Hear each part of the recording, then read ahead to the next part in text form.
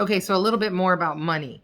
As I said, you need euros. Euros is the money you need. You could probably spend your whole trip with only euro and you'd be okay, but it is handy to have some pesos to avoid some issues.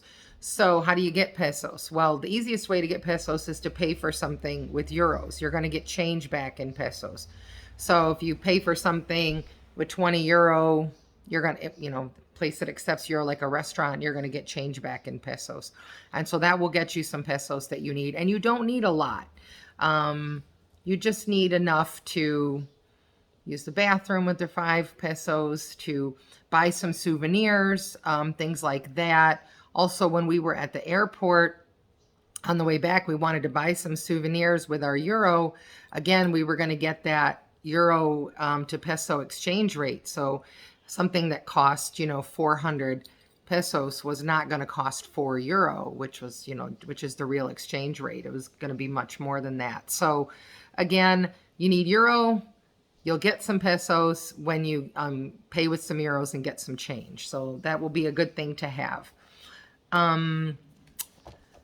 You need to bring all the money you're going to use with you while you're there, because your credit cards won't work in Cuba. American credit cards don't work in Cuba. None of them do. And so you really are going to have to come with enough money to last you the time, unless, you pay some things ahead of time, like if you were able to pay your accommodations ahead of time. But it's okay.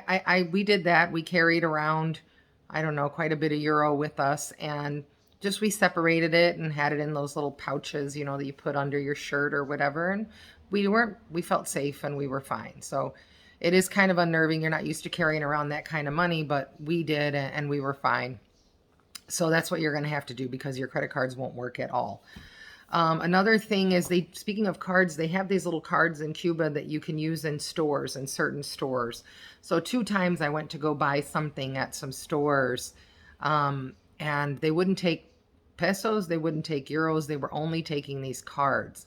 I've heard that you can buy these cards anywhere, buy them at the airport, buy them at the bank, and they're basically little charge cards that you put pesos on, and then you can buy things. But, you don't want to get them at the airport, because you want to get pesos first, because if you buy them, with 20,000 pesos, then you're going to have 20,000 pesos on the card. But if you pay in euros for them, then you're going to get that low exchange rate again and not have as many pesos as you really do. So get some pesos and then put them on the card. Although, it made it a little hectic a couple of times when we weren't able to buy some water, because you can't drink the water there if you're not used to it. When we needed to go into like the official stores and buy some water, we didn't have the card. But for the most part, we did just fine without the card. There were only two times where I thought we should need it. I think that's it for money, unless I think of something else.